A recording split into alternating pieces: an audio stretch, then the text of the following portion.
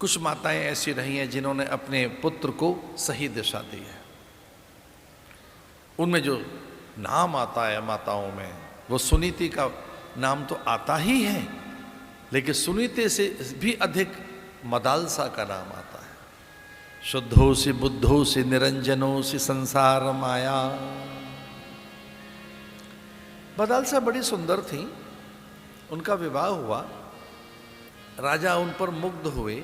राजा ने बड़ी प्रशंसा की कि मैंने न रंभा देखी है, न उर्वशी, न मेनका, न मैंने सच इंदिरा देखी है, और न मैंने महदेवियों के दर्शन किए हैं, पर मेरा ऐसा विश्वास है कि वैसा जो उनके पास सौंदर्य है उससे भी कहीं अधिक सौंदर्य मदालसा के पास है। मैंने गुण सुने हैं देवियों के, महदेवियों के।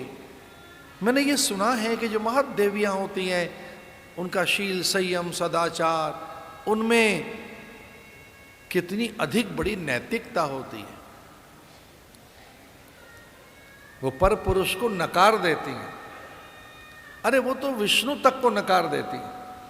विष्णु भी वेश बनाकर आए, वो श्याम सुंदर भी आए, तो कई तो इतनी पतिव्रता होती हैं तुलसी जैसी, नकार देंगी उसको। और उनका तप इतना अधिक प्रभावी होता है कि हठात भी विष्णु अगर निकट आने का प्रयास करे तो उसे पत्थर बना देती हैं, शालिग्राम बना देंगे उसे।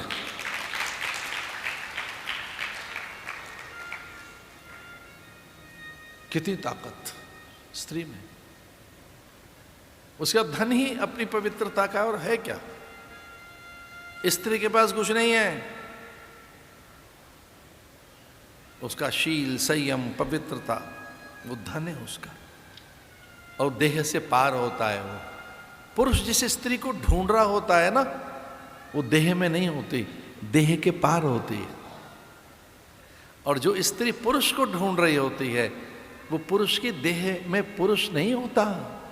उसका पौरुष, उसका शौर्य, उसका पराक्रम, उसका पुरुषार्थ, उसकी वचनबद्धता, उसके अंदर का पुरुषत्व, पुंसत्व, उसके अंदर के दिव्य गुण देह में नहीं होते। ये मैं नहीं कह रहा हूं, शास्त्र कह रहा है। स्त्री शरीर में नहीं मिलेगी, वो पार है उसके। मां शरीर में नहीं मिलती, मां तो ममता में मिलती है। मां तो ममता है, मां कोई शरीर है? मां तो दुलार है। पिता स्नेह का नाम है, आशीर्वाद का नाम पिता है। पिता करुणा है, पुरुषार्थ है। आपको पिता देखना है, वो शरीर में नहीं मिलेगा। उसके माथे की पसीने की बूंदें ऐसे, और वो अपनी संतानों के लड़ता रहता है धूप में, उसका नाम बाप है, वो पिता है। वो सियाचिन की बर्फ में धंसा हुआ है, वो सारचू की बर्फ में धंसा हुआ है, ग्लेशियर्स में खड़ा हुआ है सैनिक बनकर। वो जैसलमेर और उधर के बाड़मेर के वो जो टिब्बी हैं और धूल, उन आंधियों में भी अस्त्र लेकर जो सीमाओं की रक्षा के लिए खड़ा है, और अपने बच्चों के लिए खड़ा है, अपनी पत्नी के लिए, अपनी मां के लिए, परिवार के लिए। बाप देखना है तो वो है। पिता कौन है? पौरुष का नाम। पुरुष जानते हो कौन है? जो स्त्रियां पुरुष को उसके देह में ढूंढती हैं, कभी नहीं मिलेगा, वो हाड़ मांस है। और जो पुरुष स्त्री को उसकी देह में ढूंढ रहे हैं, कभी नहीं मिलेगी, वो हाड़ मांस है। वो तो करुणा है भाई, वो कोमलता है, वो कौमारी है, वो निसर्ग है, अत्यंत पवित्र है। उसमें संकोच है, लज्जा है, शील है, वो एक अद्भुत माधुर्य है, वो समर्पण है। और सच मानिए, अगर आप शरीर में गुरु को ढूंढोगे तो नहीं मिलेगा। गुरु उसके गुणों में है, गुरु उसके ज्ञान में है। गुरु ज्ञान का नाम। आप खाली एक देह देखते रहो। और एक ने देखा था, वो कई जगह से टेढ़ा मेढ़ा अष्टावक्र, और उसने फटकार लगाई, कि मेरे शरीर में मुझे देखोगे, कि मेरे ज्ञान में मुझे देखोगे। और जनक को फटकार लगाते हुए कहा कि कौन बिठा रखे हैं जो चर्म ही और केवल चमड़ा दिख रहा है? इन्हें ज्ञानी कहते हो आप, इन्हें पंडित कहते हो, इनसे शास्त्रार्थ करूं मैं? और सबकी आंखें खुल गई। ज्ञान देह में नहीं रहता, सौंदर्य अरे वो तो थोड़ी देर का है। ये यौवन अंजुरी भर पानी उसी समय बह जाता है। ये संसार फूर सैवर को रूप ही देख लुभायो। ना ये संसार फूल सैवर को रूप ही देख लुभायो। और जब छूने चले रुई सी उड़ गई, तेरे हाथ कछु नहीं आया। यहां के सुख सौंदर्य आकर्षण जो तिलस्म है वो छूने से नहीं मिलेंगे, वो कुछ और चीज है। भगवत पाद भगवान भाष्यकार ये लिखते हैं, अंगम गलितम पलितम मुंडम दशन विहीनम जातम तुंडम रद्दो याति घृत्वा दंडम तदपि न मुंचति। मुंचति कहते छोड़ने को। ये आशा कभी नहीं छोड़ेगी आपको सुख पाने की, सम्मान की, सुंदरता की, यशोगान की। तो मदाल साहब ने देखा कि पति बड़ा आदर कर रहा है। पति ने तो यहां तक कह दिया, आप जैसा सुंदर नहीं कोई, आप जैसा गुणी नहीं कोई, आप जैसा महान नहीं कोई।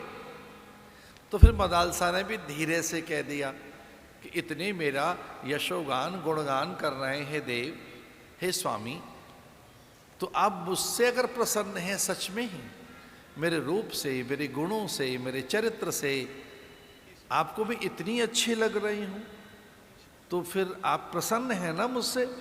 तो उन्होंने कहा हाँ मैं तो प्रसन्न, क्या तुझ जैसा कोई है ही नहीं, तो क्या वरदान मांग लूं? बोले हाँ मांग लो।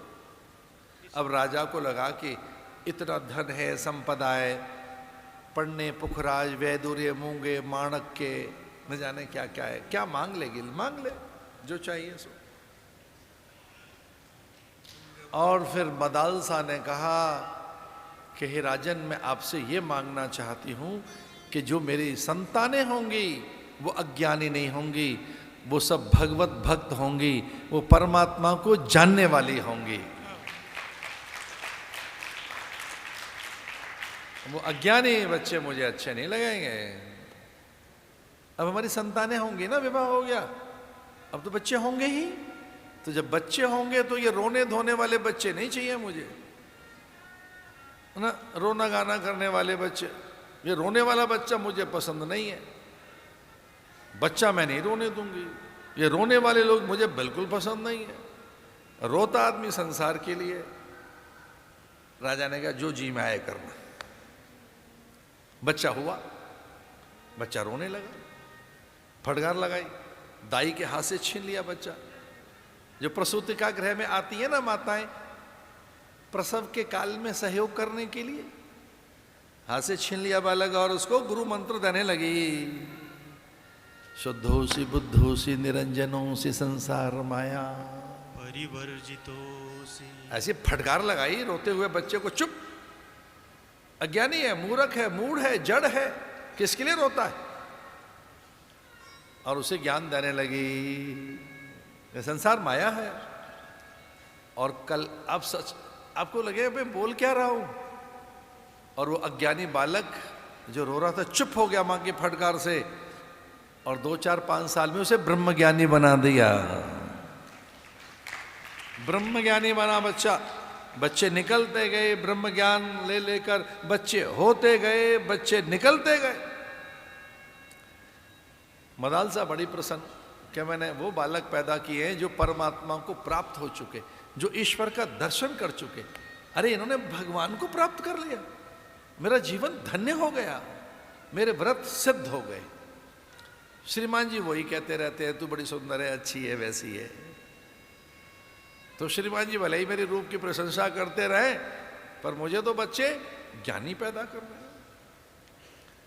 अब एक और बच्चा हुआ तो राजा ने हाथ जोड़ लिए रानी से कहा अपनी पत्नी मदालसा से कि रानी एक प्रार्थना करनी थी।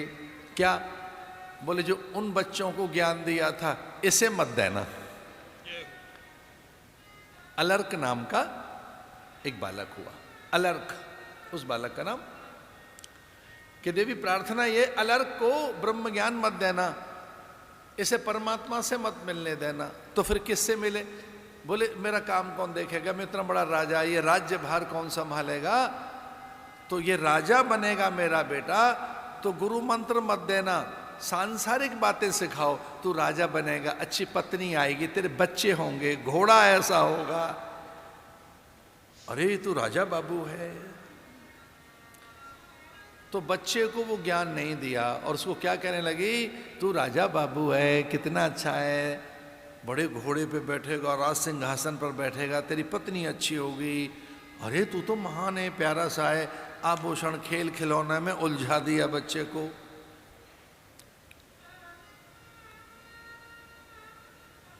बच्चा बड़ा हुआ, बच्चे का विवाह हुआ, तो माँ ने धीरे से कहा कि बेटा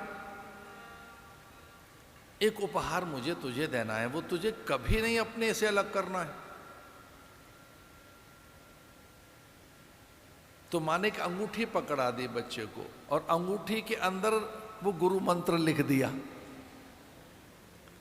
और कहा कि जब कभी कष्ट आए, दुख आए, भय आए, विपत्ति आए, किसी भी प्रकार की विपत्ति आए,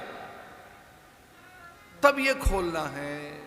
और तू मुझे वचन दे, जब तेरे प्राण संकट में आएंगे और जब ऐसा लगे कि अब प्राणों की रक्षा किसी भी तरह से नहीं हो सकती, जब प्राणों की रक्षा कैसे भी नहीं हो पाएगी, ऐसा जब संकट आएगा, तब ये अंगूठी खोलकर देखना, इसमें डिब्बी है और देखिए पर्ची रख दी मैंने, गुरु मंत्र लिख के रखा है। ये वो चीज है, तेरी विपत्ति चली जाएगी, कष्ट चला जाएगा, पर मुझे वचन दे कि प्राण संकट में होंगे तभी खोलेगा, अभी नहीं खोलेगा, कल नहीं खोलेगा। और उसने वचन दे दिया।